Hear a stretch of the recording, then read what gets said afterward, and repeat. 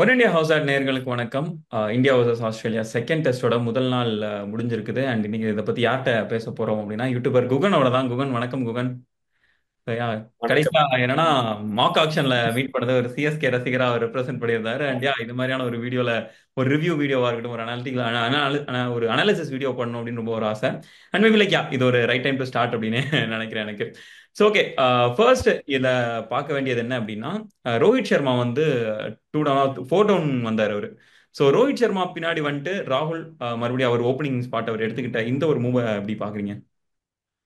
S, இது actually Rohit சர்மாவே press conference சொல்லியிருந்தாரு. First test match ஜெயிச்சதுக்கான ரீசனே கேஎல் ராகுல் அண்ட் எஸ்எஸ்வி ஜெய்ஸ்வாலோட ஓப்பனிங் பார்ட்னர்ஷிப் தான். ஸோ அப்படிங்கும் போது ஏன் அந்த ஒரு நல்ல ஓப்பனிங் கம்போ ஏன் நம்ம கெடுக்கணும் அப்படிங்கிற மாதிரி ஒரு கேப்டனை யோசிச்சிருக்காரு. ஒரு பிளேயரா இல்லாம அஸ் அ கேப்டனா ரோஹித் என்ன மத்த யாரா இருந்தாலும் அஸ் அ கேப்டன் அதான் பண்ணிருப்பாங்க. ரோஹித்தும் அதை தான் பண்ணிருக்காரு. பட் ரோஹித்தோட அவரோட கேரியர் ஸ்டார்டிங்ல கூட அவர் ஓப்பனரா ஆடல. அந்த ம். டைம்ல அஹ், முரளி விஜய் இந்த இந்த மாதிரி பிளேயர்ஸ்ல இருந்தாங்க, சிக்கர் தவன்லாம் இருந்தாங்க. ஸோ அப்படிங்கும்போது அந்த 4 or 5 டவுன்ல தான் ஆடிட்டு இருந்தாங்க. இப்போ ம்.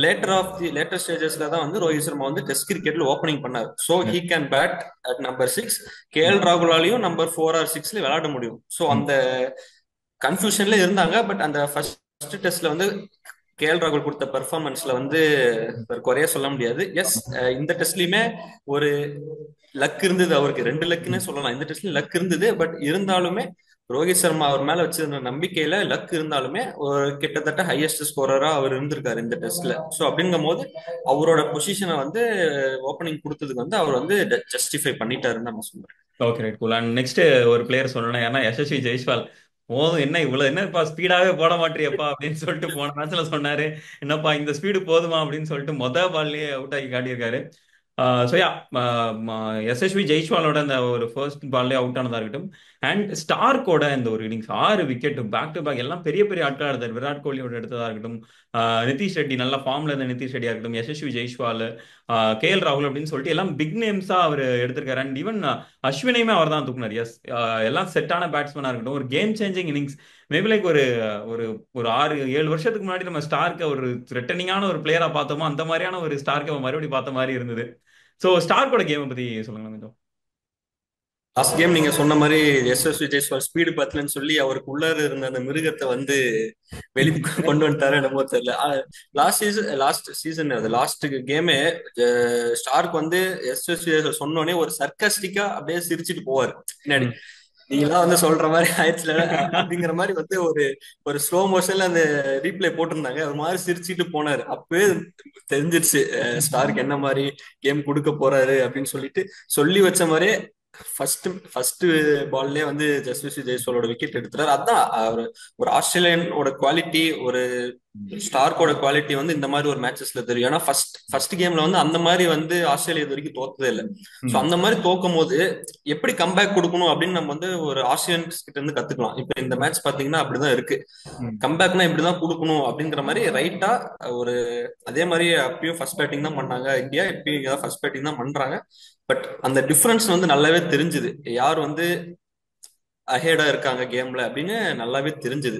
ஸோ அந்த மைண்ட் செட் தான் ஸ்டார்க் இவ்வளவு நல்லா பெர்ஃபார்ம் பண்றாருன்னா அது அவரோட மைண்ட் செட் தான் காரணம். கண்டிப்பா ஒரு ம். ஆஸ்திரேலியன் மைண்ட் செட்ல வந்திருக்காரு. அண்ட் யூஸ்வலா என்னன்னா ஒரு ஒரு கேப்டன் திருப்பி ரிட்டர்ன் வராரு அப்படின்னா எல்லாருமே ரொம்ப சந்தோஷப்படுவாங்க. ஓகே ரைட், இப்ப எங்க கேப்டன் வந்துட்டாரா அப்படின்ட்டு. பட் ஆனா இவர் ரிட்டர்ன் வரும்போது மட்டும் ஒரு சின்ன ஒரு மாற்று கருத்து இருந்தது. இவர் இல்லாமல் நல்லா தானே இருந்தது, பும்ராவே நல்லா லீட் பண்ணாரு, டீமே நல்லா பேலன்ஸ்டா தான் இருந்தது அப்படின்ட்டு. ரோஹித் நட் 6 வராரு. வந்து ரொம்ப ஒரு ஸ்லோவான இன்னிங்ஸ். யூஸ்வலா ரோஹிட்ட பாக்குற மாதிரி அந்த வந்தோடனே அப்படி ஆன் தக்கோ அடிக்கக்கூடிய ஒரு இன்னிங்ஸ் இல்லாம நல்லா நீட்டா ஸ்லோவா ஆடினார். ஓகே ரைட், அப்போ ஒருவேளை டிஃப்ரெண்டா அப்ரோச் பண்றாரோ அப்படின்னு பார்த்து யோசிச்சு முடிக்கிறதுக்குள்ளேயே அவுட் ஆயிட்டு போயிட்டாரு. ஸோ ரோஹித்தோட நிலை எப்படி இப்போதைக்கு? அவர் ஓகே, ஒரு as a captain okay fine. But ஒரு பிளேயரா இன்னுமே அவர் மேபி லைக் ஒரு லயபிலிட்டியா இருக்கிறாரோ டீமுக்கு? ஆனா என்ன பொறுத்த வரைக்கும் ரோஹித்தோட பெஸ்ட் அவர் ஓப்பனிங்ல தான் வரும் கண்டிப்பா. ம். ஏன்னா அவரோட அட்டாக்கிங் அந்த ஷாட்ஸ் எல்லாம் ஓப்பனிங்ல தான் ஆட முடியும். ஏன்னா அவர் 6 டவுன் 4 டவுன்ல வரும்போது ஆல்ரெடி விக்கெட்ஸ் விழுந்துருச்சு. விக்கெட்ஸ் விழுந்தாலும் பரவாயில்ல, ரன்ஸும் கம்மியா இருக்கு. So S. ரன்ஸ் ஒரு 300 அடிச்சுட்டு அப்புறம் ஒரு 4 விக்கெட்ஸ் டவுன்ல இருந்தாங்கன்னா வேணா ரோஹித்தோட அட்டாக்கிங் கேம் ஆட முடியும் அவரால். ஸோ இப்ப நம்ம நடந்த T20 வேர்ல்ட் கப்ல கூட பார்த்தோம், அவர் வந்து ஸ்லோ பண்ண மாதிரியே தெரியல. ம். அவர் வந்து ஸ்டார்ட் பண்ண அவுட் ஆனாலும் பரவாயில்ல, அட்டாக்கிங்கா தான் ஆடுவேன் அப்படின்னு ஆடிட்டு இருந்தார். ஸோ அவர் ஓப்பனிங்கா இல்லாத போது ஒரு 4 டவுன் வராரு, ஆல்ரெடி 4 விக்கெட்ஸ் டவுன், ரன்ஸும் கம்மியா இருக்கும் போது அவரோட ஸ்லோவா ஆட வேண்டிய சுச்சுவேஷன் வந்துருச்சு. வேற வழி இல்லை, ஸ்லோவா தான் ஆடி ஆகணும்.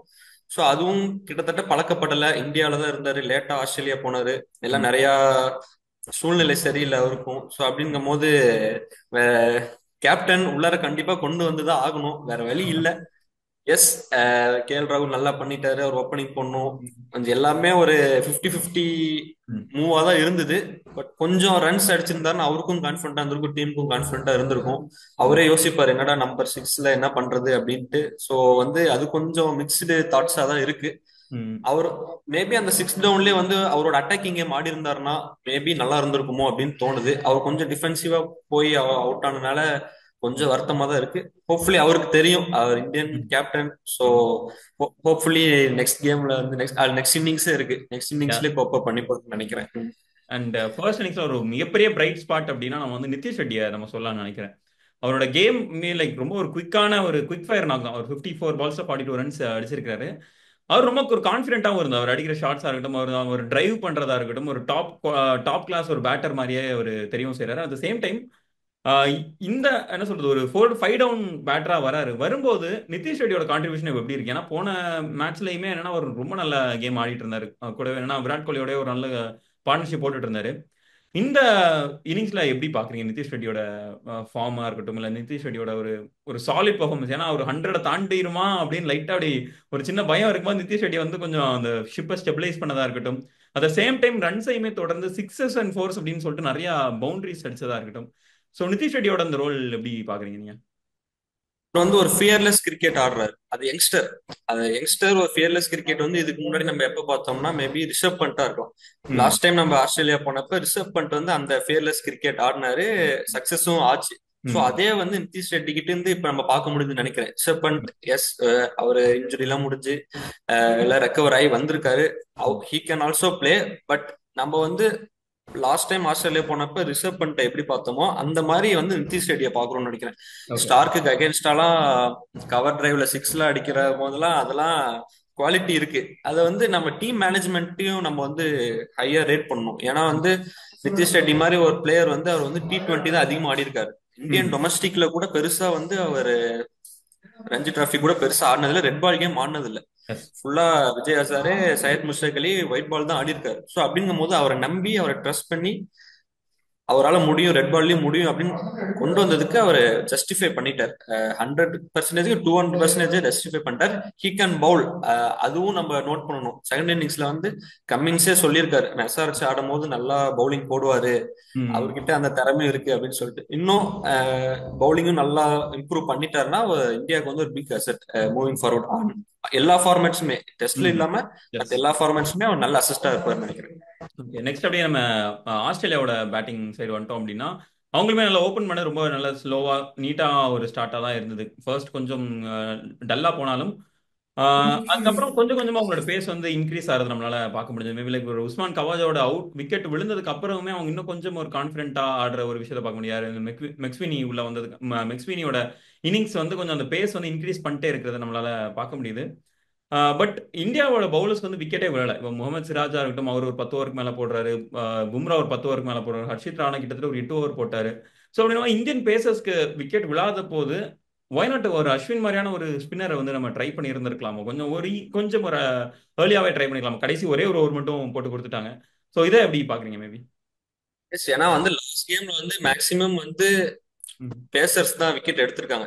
லாஸ்ட் கேமா இருக்கட்டும், இந்த ஃபர்ஸ்ட் இன்னிங்ஸாவே இருக்கட்டும். ஸோ அதனால மேபி ரோஹித்தோட மைண்ட்ல வந்து மேபி ஃபாஸ்ட் bowlers தான் இந்த பிச் வந்து அசெட்டா இருக்கும் அப்படின்னு ஒரு மைண்ட் செட்ல ரொம்ப பும்ரா மேலே ரிலே ஆயிருக்காங்களோ அப்படின்னு தோணுது. பும்ராவால விக்கெட் எடுக்க முடியலனா கொஞ்சம் டீம் தடுமாறுதோ அப்படிங்கிற மாதிரி ஃபீல் ஆகுது. ஸோ பும்ராவால விக்கெட் எடுக்க முடியலனா, எஸ் நீங்க சொன்ன மாதிரி இன்னொரு எக்ஸ்பீரியன்ஸ் பிளேயர், பும்ராக்கு அப்புறம் பும்ராவை விட நல்ல எக்ஸ்பீரியன்ஸான பிளேயர் வந்து ரவிச்சந்திர அஸ்வின் தான். ஸோ வந்து கண்டிப்பா வந்து அவர், எஸ், 2 ரைட் ஹேண்டர்ஸ் இருக்காங்க. பட் இருந்தாலுமே அஸ்வின் கேன் பவுல். நம்ம அதையும் அவர் மைண்ட்ல கன்சிடர் பண்ணியிருப்பாருன்னு நினைக்கிறேன். லெஃப்ட் ஹேண்டர் வந்தா கொண்டு வந்துக்கலாமோ அப்படின்னு கன்சிடர் பண்ணி, எஸ், கொஞ்சம் முன்னாடியே கூட ஏர்லியே கொண்டு வந்திருக்கலாம். பட் பிச் அந்த மாதிரின்னு தோணுது. ஏன்னா நம்ம ஃபர்ஸ்ட் இன்னிங்ஸ்ல எல்லா வரிசையா ஃபாஸ்ட் பவுலர்ஸ்க்கு அவுட் ஆகும்போது மேபி அவங்களும் ஃபாஸ்ட் ம். பவுலர்ஸ்க்கே அவுட் ஆகலாம் அப்படின்னு ஒரு மைண்ட் செட்ல ஃபுல்லா ஃபாஸ்ட் பவுலர்ஸ்க்கே போயிருக்காங்க. எஸ், பெருசா ஆஸ்திரேலியால வந்து ஸ்பின்னர்ஸை யூஸ் பண்ணி நம்ம பார்க்கல. ஆமா. ஸோ அதனால மேபி மேபி இன்னும் தேர்ட் டே ஃபோர்த் டே போகும்போது ஸ்பின்னர்ஸ் இன்னும் எஃபெக்டிவா இருப்பாங்க அப்படின்னு நினைக்கிறேன். பட் எஸ், நீங்க சொன்ன மாதிரி பும்ரா விக்கெட்ஸ் எடுக்காத பட்சத்துல அஸ்வினை ட்ரை பண்ணியிருந்திருக்கலாம். பட் ம். மேபி நாளைக்கு பார்ப்போம். லீடும் ட்ரையலும் ரொம்ப கம்மியா தான் இருக்கு, கம்மியா தான் 90 இருக்குது. ஆட் ரன்ஸ் அது தான் ஒரு இருக்கு. 90ஸ்ல ஸோ தான் இருக்குது. அதனால கொஞ்சம் சீக்கிரமா விக்கெட்ஸும் எடுத்தாகணும். அஸ்வின் எடுப்பாருன்னு நினைக்கிறேன். பார்ப்போம். ஓகே. ஸோ கடைசியா என்னன்னா செகண்ட் டே வந்து எப்படி இருக்க போகுதுன்னு நினைக்கிறீங்க? உங்களோட ப்ரெடிக்ஷன் எப்படி இருக்க போகுதுன்னு நினைக்கிறீங்க செகண்ட் டே? செகண்ட் டே வந்து கண்டிப்பா வந்து இவங்களோட விக்கெட்ஸ் எப்படி எவ்வளவு ஏர்லியா எடுக்கிறாங்களோ அவ்வளவுக்கு அவ்வளவு நம்ம இந்தியாவுக்கு ரொம்ப நல்லது. ஓகே. ஆஸ்திரேலியாலாம் கொஞ்சம் செட் ஆயிட்டு லீடு வந்துட்டாங்கன்னா அப்புறம் அது அவங்க அந்த லீடோட கான்பிடன்ஸ்ல இன்னும் பயங்கரமா ஆட ஆரம்பிச்சிருவாங்க. லீடு எங்கேயோ கொண்டு போயிருவாங்க. ஸோ அந்த லீடு இன்னும் ஒரு 80 ஆட் ரன்ஸ் இருக்குல்ல, அந்த லீடுக்கு முன்னாடியே ஒரு 6-7 விக்கெட்ஸ் எடுக்க முடியுதா அப்படின்னு ட்ரை பண்ணும். பும்ராக்கு வந்து ஒரு மிகப்பெரிய வேலை இருக்கு நாளைக்கு. எஸ், ம். நம்ம வந்து பும்ரா மேல ரிலே ஆயிருக்கோம். பட் வேற வழி இல்ல. ம். வேற வழி இல்ல. அவர் அவர் வந்து ஒரு 2 to 3 விக்கெட்ஸ் ஏர்லியால ஃபர்ஸ்ட் செஷன்ல எடுத்து கொடுத்தாருன்னா ம். மேபி செகண்ட் ஹாஃப்ல போகும்போது மத்த பவுலர்ஸ்க்கும் கான்பிடன்ட் வந்து கொஞ்சம் அட்டாக்கிங் ஃபீல் செட் வச்சு ம். எவ்வளோக்கு எவ்வளோ விக்கெட்ஸ் எடுக்க முடியுமோ அவ்வளோக்கு எவ்வளோ நமக்கு நல்லது. ஸோ ம். ஹோப்ஃபுல்லி அந்த விக்கெட்ஸ் காலம் டிக் ஆயிட்டே இருக்கணும் நாளைக்கு. அது வந்து நான் வந்து பும்ரா மேல ரொம்ப நம்பிக்கையா இருக்கேன். நாளைக்கு அதை செஞ்சு கொடுப்பாரு அப்படின்னு நினைக்கிறேன். ஹோப்ஃபுல்லி நாளைக்கு பெட்டர் டேவா இருக்கும்னு நினைக்கிறேன். Okay. Okay. Thank you so much குவன். உங்க டைம் ஸ்பெண்ட் பண்ணி உங்களோட ஒப்பீனியன் ஷேர் தேங்க்யூ ப்ரோ. பண்ணதுக்கு நன்றி. Next thank you for inviting. கண்டிப்பா. தேங்க்யூ. தேங்க்யூ.